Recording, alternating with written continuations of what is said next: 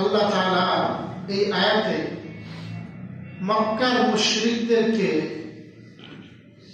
এক প্রকার ধমকি দিয়েছেন।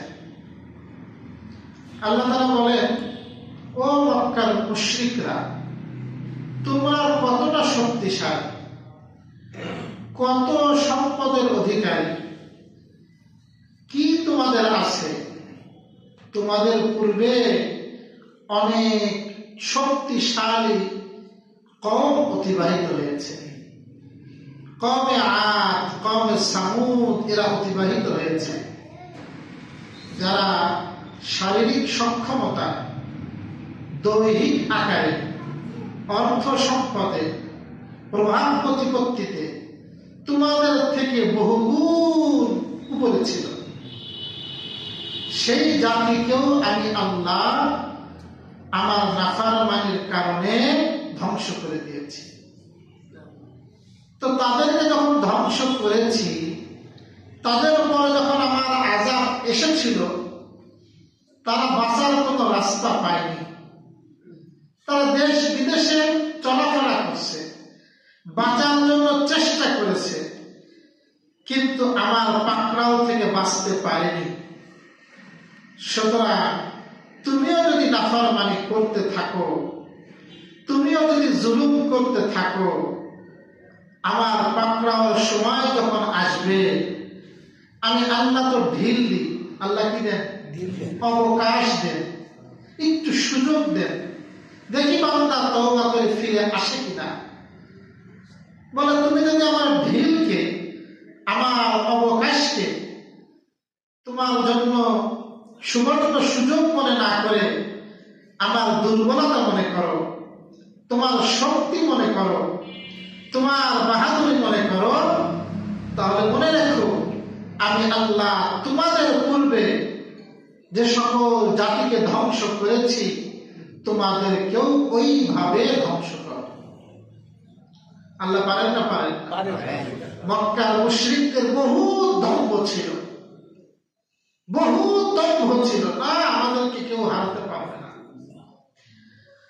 আল্লাহ সুবহানাহু ওয়া তাআলা বদরের যুদ্ধে সমস্ত দম্ভ, সমস্ত অহংকার চূর্ণ বিচূর্ণ করে দিয়েছিলেন।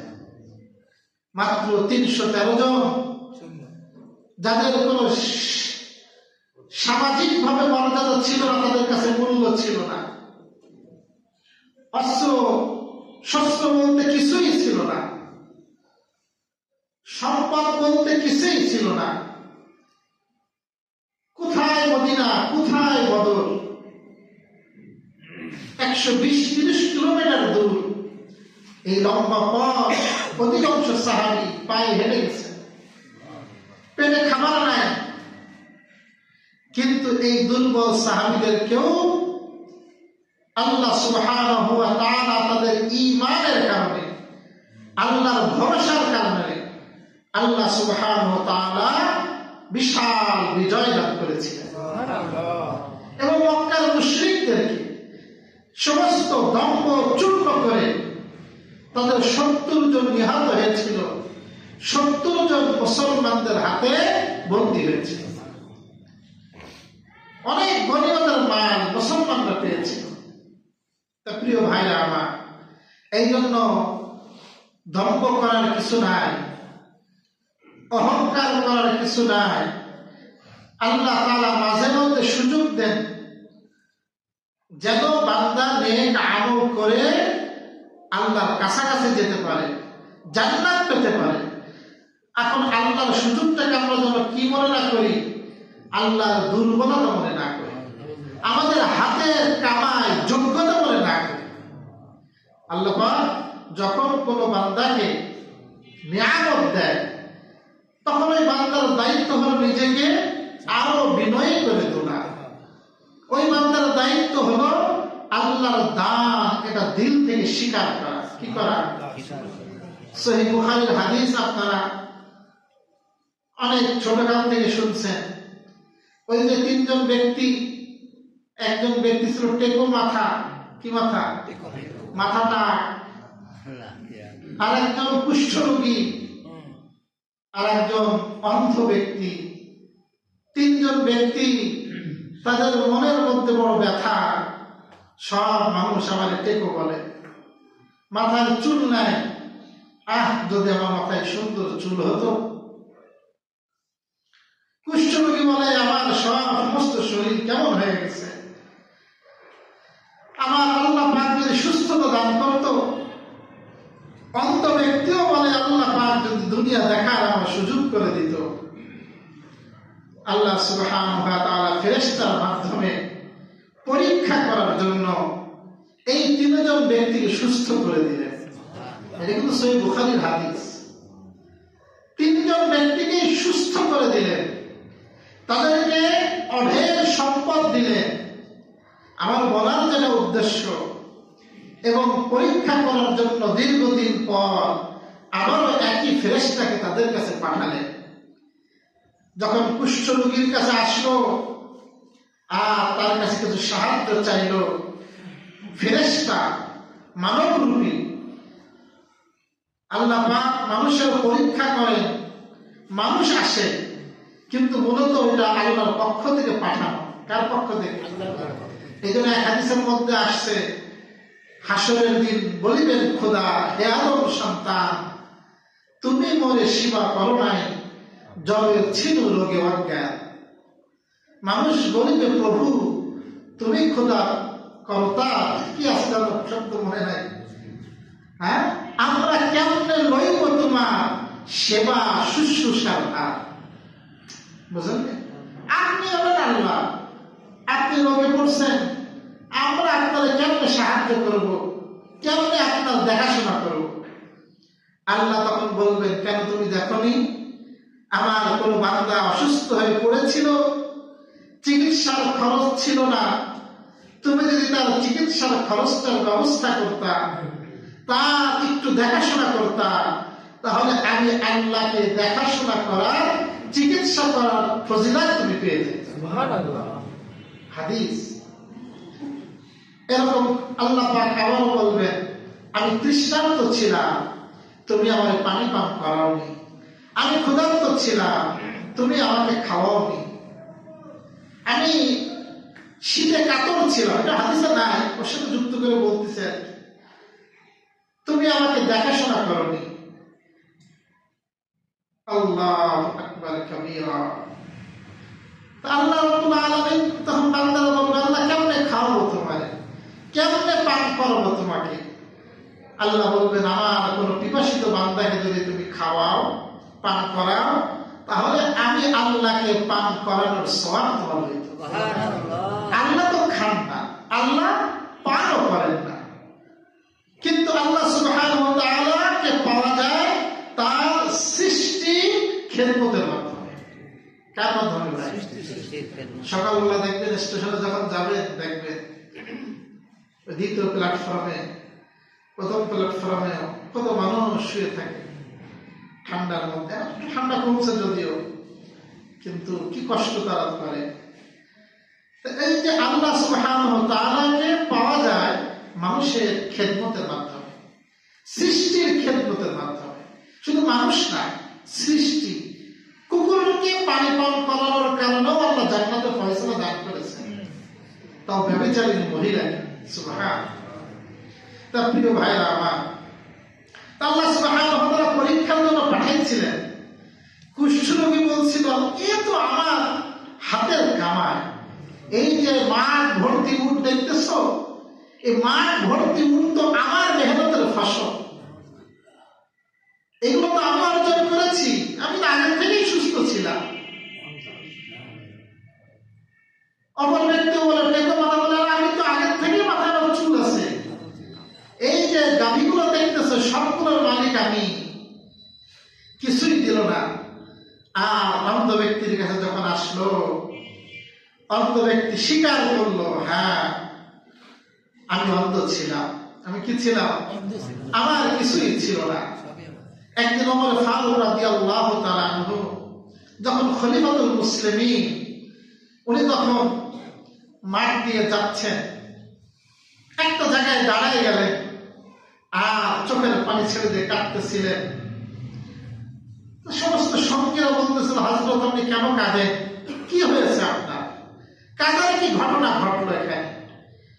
বলে একদিন আমি উট চড়াচ্ছিলাম আমার আব্বার সাথে। তা আমি এত নির্বোধ ছিলাম, বোকা ছিলাম। প্রচন্ড রোদ, রোদের তীব্রতা থেকে বাঁচার জন্য আমি উটের পিছনে আমি ওখানে ছায়া গ্রহণ করছি। আমি ছোট মানুষ, উটের পিছনে ছায়া গ্রহণ করছি। এরপরে উট তো লেড়ে গেছে, পায়খানা করছে, আর সেইটা আমার মাথার উপরে পড়ছে। আব্বা আসছে, আব্বা এসে দেখে মাথার চুলের মধ্যে, জটের মধ্যে এই আপনার বিভিন্ন লেপ, এইগুলো মাথার মধ্যে। আমার আব্বা আমার থাপা মারলো আর বললো, তোর এতটুকু বুদ্ধি নাই যে একটু দূরে সরে থাকতে হবে। তা আমি ওমর এত বলদ ছিলাম, আমি ওমর এত বুদ্ধিহীন ছিলাম, আল্লাহ তাআলা আমাকে সেই ওমরকে আজকে এই বিশাল মুসলিমদের, মুসলমানদের খলিফা বানাইছে। উনি পূর্বের ইতিহাসকে স্মরণ করলেন। তা আল্লাহ যারা নেককার বান্দা হবে, এরা পূর্বের ইতিহাসকে ভুলবে না, পূর্বের কথাগুলোকে সে ভুলবে না। যে একদিন আমার তো অবস্থা এরকম ছিল, একদিন আমি তো এরকম টোটো কোম্পানির ম্যানেজার ছিলাম, আমার খাওয়ার কিছু ছিল না, আমার মাথা গোজার কোনো ঠাঁই ছিল না। আল্লাহ পাক দয়া করে আমাকে মাথা গোজার ঠাঁই দিয়েছেন, আমাকে 3 বেলা খাওয়াচ্ছেন না? আল্লাহু আকবার। এই কথাগুলো স্মরণ করতে হবে। আমরা আমাদের ছাত্র কথা মনে করেন, মাঝে মাঝে ছাত্রদেরকে বলি, আমরা যখন মাদ্রাসায় পড়ছি তখন তো খুব অভাব। আমাদের মাদ্রাসায় খাবার কিন্তু 2 বেলা, সকালে আর বিকালে। সকালের পানি যা ডাই দিত, শুধু ডাই। ছাত্ররা বলতো যে ওযু করলে ওযু হবে, মানে এত পাতলা, এত পাতলা। আর ওই আসরের পরে আবার দিত পুঁই শাক, দিতে বেশি, মানে বাজারে পুঁই শাক শেষ হতো না। তা পুঁই শাকটা সিদ্ধ করে দিত, মানে আমাদের সিদ্ধ করছে, ওর মধ্যে না কোনো মশলা আছে, আর বড় বড় করে করতো রান্না, মানে একেবারে থার্ড ক্লাস। তারপরেও খাবার দিত 2 বেলা। ভাত 1 ঘন্টা পরে নষ্ট হয়ে যায়। রিলিফের চাল, বিভিন্ন চাল আমরা সকালে খাইতাম। দুপুরটাও সকালে একবারে খেয়ে নিতাম, আর দুপুরে মাজা কুট করে শুয়ে থাকতাম। খাবারের কোনো ব্যবস্থা ছিল না। আবার আসলে বলে যখন খানা দিত, আমাদের ঈদ হইতো, আরে আনন্দ। ওদের একটা দোকান ছিল বেলায়েতের হোটেল আগে, ওখান থেকে আমরা 2 টাকা 3 টাকাতে চপ কিনতাম, ওর মধ্যে হালকা ডিমের পাশ কাটা থাকতো, ওই দিয়ে আমার তাকবির দিয়ে খানা খাইতাম, কি যে আনন্দ লাগতো। আবার রাত্রে না খেয়ে থাকতাম। এরকম একদিনের ঘটনা না, এরকম সপ্তাহে সপ্তাহ, মাসের পরে মাস আমাদের অতিবাহিত হয়েছে। আল্লাহু আকবার। আমাদের এই ছাত্র জামার কথা মনে পড়লে আশ্চর্য লাগে। 100 টাকা 200 টাকার জন্য টিউশনি করতাম মানুষের বাড়ি, রোদের মধ্যে, প্রচন্ড রোদ, গ্রীষ্মকালে, গরমকালে, 3টার সময়, সবসময় অনুমতি দেয় না মাদ্রাসা, ওই তাকলার পরে যেতে হতো 3:30 3টার পরে। ওই সব মানুষের বাড়ি যাইতাম। এরকম 1 মাস প্রাইভেট পড়ায় 100 টাকা দিত, কেউ 150 টাকা দিত, কেউ 200 টাকা দিত। 5 দিন গেলে কেউ টাকা কেটে রাখতো। আরে সুবহানাল্লাহ, এরকম জীবন আমাদের একটা অতিবাহিত হয়েছে। আল্লাহু আকবার, আলহামদুলিল্লাহ। এখন তো মাদ্রাসাগুলো 3 বেলা খানা দেয়, এত সুন্দর খানা দেয়। এখন ডাল ঘন হয়ে গেছে, এখন সবজিও দুপুরে গোশত দেয়। মানে আপনার বাসা বাড়িতে যদি গোশত কোনদিন শুক্রবারে রান্না নাও হয়, আমাদের মাদ্রাসায় গত 8-10 বছর আমার মনে পড়ে না, শুক্রবারে দুপুরবেলা গরুর গোশত খাওয়াইনি ছাত্রদের, একের ভুনা গরুর গোশত। গত 10 বছর মানে মিস হয়নি একদিন, আলহামদুলিল্লাহ। আর মাঝে মাঝেও খাওয়ায়, আবার রাত্রেও সবজি দেয়, সকালে এখন আলু ভর্তা দেয়। এখন খাবার অনেক উন্নত হয়ে গেছে, আলহামদুলিল্লাহ। একসময় এরকম খুব কষ্ট ছিল সব মাদ্রাসা। তো ওমর ফারুক রাদিয়াল্লাহু তাআলা আনহু, উনি এই পূর্বের কথা স্মরণ করতেছেন আর চোখের পানি ছাড়তেছেন যে একদিন আল্লাহ তাআলা এমন কষ্টে আমাকে রাখছিল, আল্লাহ তাআলা সেই ওমরকে আজকে কি বিশাল রাজত্ব দান করেছে। আবু হুরায়রার জীবনে আমরা পাই, আবু হুরায়রা রাদিয়াল্লাহু তাআলা আনহু। আবু হুরায়রা তো খুব গরিব সাহাবী, একেবারে গরিব, মানে এমন গরিবের গরিব। উনি মসজিদে নববীতে পড়ে থাকতেন। মসজিদে নববীর চত্বরে একটা জায়গা থাকতো, ফাঁকা জায়গা, আপনার যারা গেছেন বাম পাশে রসুলের রওজার ঠিক পিছনে। অনেকে এখন বলছে ওই জায়গাটা হলো বর্তমানে গ্রিল দিয়ে ঘেরা, হাঁটু পর্যন্ত গ্রিল। ওই জায়গাটা খুব ভিড় ভাড় না হয়তো, ওই আসহাবে সুফা বলে, ওটাকে সুফা বলে। আর যারা ওই জায়গায় বসবাস করতো ওদেরকে বলে আসহাবু সুফা। সুফা মানে চত্বর, তা ওইটাকে যদি বলে সুফা। আর যারা ওখানে থাকতো ওদেরকে বলে আসহাবু সুফা। তো এটা হলো রসুলের রওজার পিছনে। ওই জায়গাটা আগেও খুব ভিড় লেগে থাকতো, ঢোকা যাইতো না। আর এখন তো আমরা যেতেই দেয় না, আগে যেতে দিত কিন্তু চান্স পাওয়া যাইতো না। আর এখন ওই জায়গায় যেতেই দেয় না, ওই জায়গাটা ব্যারিকেড দেওয়া থাকে। যাই হোক, তো ওই জায়গাটাই ওনারা পড়ে থাকতেন। বুখারীতে আসছে, আবু হুরায়রা বলেন মাঝে মধ্যে ক্ষুধার কারণে এত কষ্ট হইতো আমি একেবারে বেহুশে পড়ে যেতাম, মৃগ রোগীর মতো পড়ে থাকতাম। আর অনেকে আমাকে পাড়াইতো, মনে করতো আমার মনে হয় মৃগ রোগ হয়েছে। কিন্তু আবু হুরায়রা বলেন আসলে না, আমার কোনো মৃগ রোগ ছিল না, আমি ক্ষুধার কষ্টেই ওরকম বেহুশে পড়ে থাকতাম। এমন কষ্ট জীবন গেছে সাহাবী। রসুলের দরবারে কিছু আসতো, কখনো দুধ আসছে, কখনো খেজুর আসছে, রসুল নিজে খাওয়ার আগে ওদের ডাকতেন। ওই চত্বরে কখনো কখনো 70, কখনো 80, কখনো 50 এরকম লোক থাকতো। তার মধ্যে আবু হুরায়রা ছিল অন্যতম। ইনি কিন্তু মুসলমান হয়েছিল একেবারে শেষের দিকে, 7ম হিজরিতে। কত হিজরিতে? আর রসুলের ইন্তেকাল হয়ে গেল 11 হিজরি। এই 4 বছর মতো রসুলের সান্নিধ্য পেয়েছেন, কিন্তু রসুলকে ছাড়তেন না, লেগেই থাকতেন, পড়েই থাকতেন। যার কারণে এখন সব থেকে বেশি হাদিস সংখ্যা বর্ণনাকারী সাহাবী হয়ে গেছে আবু হুরায়রা রাদিয়াল্লাহু আনহু। 5275টা হাদিস বর্ণনা করেছেন। এত হাদিস উনি বর্ণনা করেছেন। কিভাবে পারলো? সারাদিন লেগে থাকতো ইলম অর্জনের জন্য, ছাড়তো না।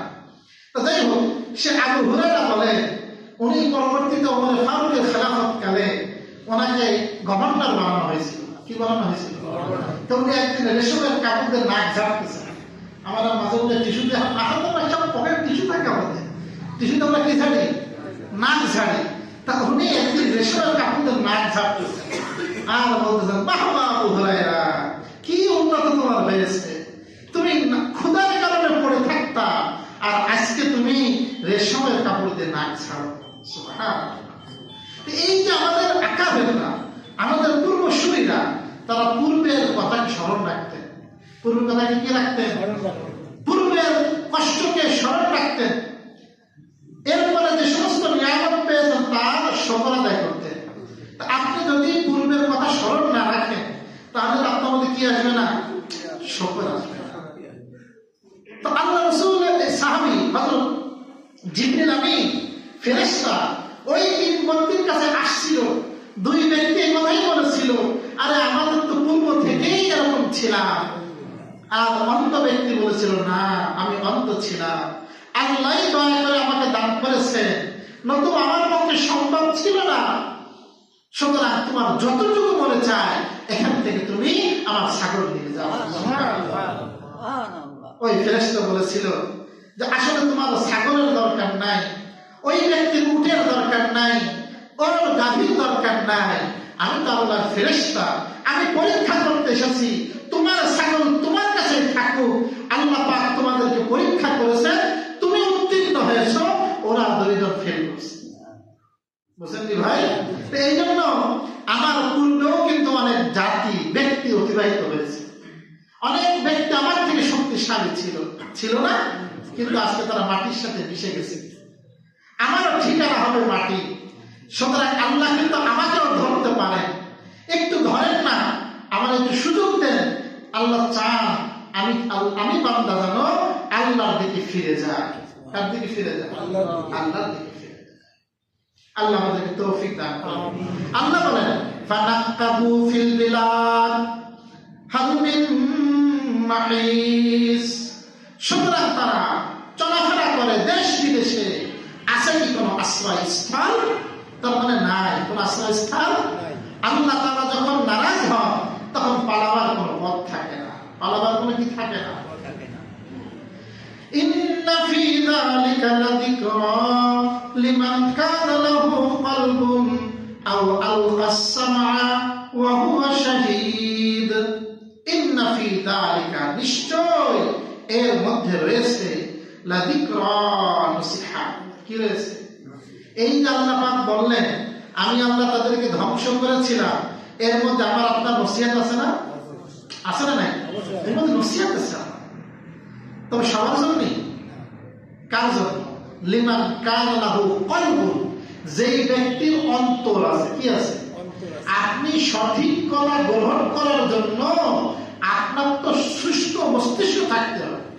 অনেক আছে বিকৃত মস্তিষ্কের অধিকারী, আপনি যতই বোঝান ও বোঝে না, আছে না? আপনি কোনোভাবেই বোঝাতে পারবেন না তাকে, ও আপনাকে বুঝবেই না। কারণ আপনাকে বুঝতে হলে আপনার ব্রেন পক্ষপাত মুক্ত হতে হবে। আপনি যদি আগের থেকে একটা দলের পক্ষপাতিত্ব করেন, তখন ওই দলের যতই ভুল ধরা হবে আপনি বুঝবেন না। এই জন্য আল্লাহর কাছে সবসময় সিরাতে মুস্তাকিমের দোয়া করা। কিসের দোয়া করা?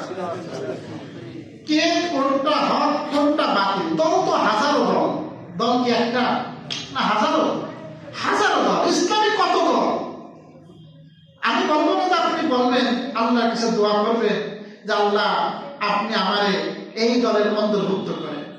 আপনি বলবেন আল্লাহ কোনটা সিরাতে মুস্তাকিম সেটা তো আমি জানি না, সিরাতে মুস্তাকিম গ্রহণ করার তৌফিক তুমি আমাকে দিয়ে দাও। এই দোয়াটা আপনি করবেন। আল্লাহ যেন সিরাতে মুস্তাকিমে করে চলতে পারি, যেই পথে আপনার নিয়ামত আছে। সূরা ফাতিহা যেটা আমরা পড়ি, ইহদিনাস সিরাতাল মুস্তাকিম সিরাতাল লাযিনা আন'আমতা আলাইহিম। আপনি আল্লাহর কাছে এই দোয়া করবেন যে আল্লাহ আমি ইহদিনাস সিরাতাল মুস্তাকিম, আমি ওই সিরাতে মুস্তাকিম চাই। কি চাই? সিরাতে মুস্তাকিম চাই, যেই পথে আপনার নিয়ামত আছে। আর ওই পথ থেকে পানা চাই যে পথ আপনার গজব, আপনার লানত, এই পথ থেকে আমি কি চাই? পানা চাই। প্রিয় ভাইরা, সিরাতে মুস্তাকিমের পথ কোনটা? হাদিসে রাসূল কারীম সাল্লাল্লাহু আলাইহি ওয়াসাল্লাম ব্যাখ্যা করেছেন, মা আনা আলাইহি ওয়া আসহাবি, আমি নবী যে আদর্শের পরে আছি, আমার সাহাবারা যে আদর্শের পরে আছে, ওইটা হলো সিরাতে মুস্তাকিম। ওটা কি? বুঝতে পারছেন কথাটা? এই কথা আমাকে চলতে হবে। আল্লাহ তাআলা বলে এটা হলো নসিহত। কার জন্য? লিমান কানা লাহু কলবুন, যেই ব্যক্তির অন্তর আছে। অন্তর তো সবার আছে, মানে পক্ষপাত মুক্ত অন্তর আছে। আও আলকাস সামআ ওয়া হুয়া শাহীদ, অথবা আলকাস সামআ, কানকে নিক্ষেপ করে, ওয়া হুয়া শাহীদ, উপস্থিত থেকে। আলকা মানে নিক্ষেপ করা, অর্থ হলো সে উপস্থিত থেকে মনোযোগ সহকারে শোনে। কি সহকারে শোনে? একটা কথা মনোযোগ সহকারে শোনা আর ভাষা শোনা এক জিনিস। আপনি ওয়াজ মাহফিলে ওয়াজ হয়, দেখবেন অনেকে চার দোকানে বসে থাকে। কোন দোকানে বসে থাকে? আবার কিছু মানুষ এই মজলিসে বসা থাকে।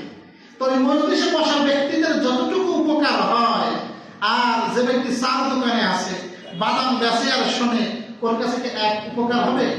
ওর কাছে মাঝে মধ্যে মনে হবে হুজুর চিল্লাই কেন, কি বলতেছে, কিন্তু ওর তো আগের আর পরের কথার সংযোগ নাই। দুই নম্বর হলো উপস্থিত থাকা। উপস্থিত না থাকলে তো কথা শোনা যায় না। উপস্থিত দুই ধরনের। আমরা আমাদের ছাত্রদেরকে বলি বছরের শুরুতে প্রত্যেকের ক্লাসে উপস্থিত থাকতে হবে, শারীরিক এবং আত্মিক। কিভাবে? মানে আপনি শরীরটা আপনার এখানে আছে আর আপনার অন্তরটা বাজারে ঘাটে, তাহলে কি ওই ছাত্র কি পড়া বসবে? বসবে পড়া? বসবে না।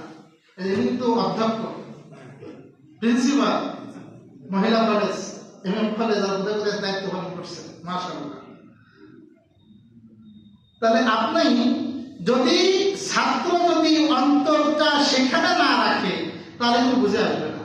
তাহলে যে ব্যক্তি অন্তর দিয়ে শুনবে উপস্থিত থেকে, সেই ব্যক্তির জন্য নসিহত। সে বুঝবে আসলে তো এটা হতে পারে। এরপর আল্লাহ বলেন ওয়ালাকাদ খালাকনাস সামাওয়াতি ওয়াল আরদা ওয়া মা বাইনাহুমা ফি সিত্তাতি আইয়াম ওয়া মা মাসসানা মিন লুগুব।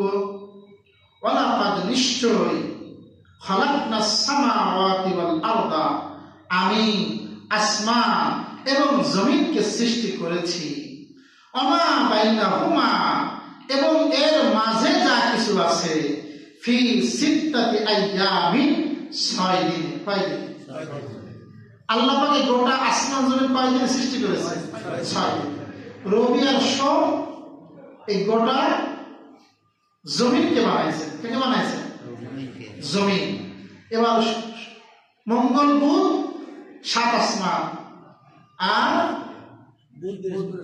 বৃহস্পতি আর শুক্র এই আসমানের আর জমিনের মধ্যে যে বস্তুগুলো আছে, পাহাড় পর্বত ভিতরে, এইগুলো বানাইছেন ওই 2 দিন। তাহলে 2 দিনে 7 জমিন, 2 দিনে 7 আসমান, আর বাকি 2 দিনে দুনিয়ার মধ্যবর্তী বিষয়গুলো। মোট কয় দিনে বানাইছেন? 6 দিন। শনিবারে কিছু বানান। তাহলে শুরু হয়েছে রবিবারে, শেষ হয়েছে শুক্রবারে। আল্লাহ বলেন আমি আল্লাহ 6 দিনে সৃষ্টি করেছি, ওমা মাসসানা মিন লুগুব, আমাকে স্পর্শ করেনি কোনো ক্লান্তি। সুবহানাল্লাহ। ছোট একটা কাজ করলে আমি মাটি কাটলাম সারাদিন, 1-2টা যখন বেঁধে যায় আমি ক্লান্ত হয়ে যাই না? তো সাধারণভাবে মানুষ ক্লান্ত হয়ে যায়, সারাদিন যখন অফিস করে ক্লান্ত হয়ে যায়। আল্লাহ বলেন আমি এত কিছু বানাইলাম, এই বানানোর কারণে আমাকে স্পর্শ করেনি কোনো ক্লান্তি। সুবহানাল্লাহ। এটা মূলত ইহুদিদের প্রশ্নের উত্তরে বলা হয়েছে। ইহুদিরা এত বেয়াদব। ইহুদিরা কি? বেয়াদব, সাংঘাতিক বেয়াদব। এরা রাসূলের শানে, আল্লাহর শানে খুব বাজে বাজে কথা বলে। তো যারা আল্লাহর শানে বাজে কথা বলে, নবীর শানে বাজে কথা বলে, ওদেরকে আমি কি বলবো? ভদ্র ছেলে, এটা বেয়াদব। বেয়াদব, কোনো আদব কায়দা নেই।